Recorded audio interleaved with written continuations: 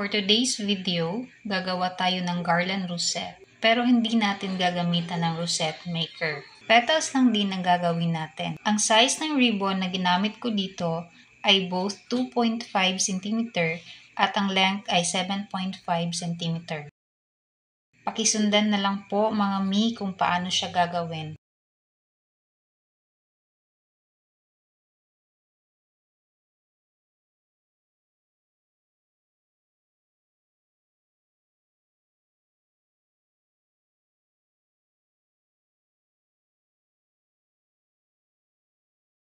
Idikit na natin to gamit ang ating centerpiece na may guides.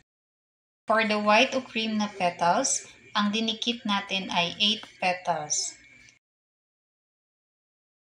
Sa red naman ay 9 petals.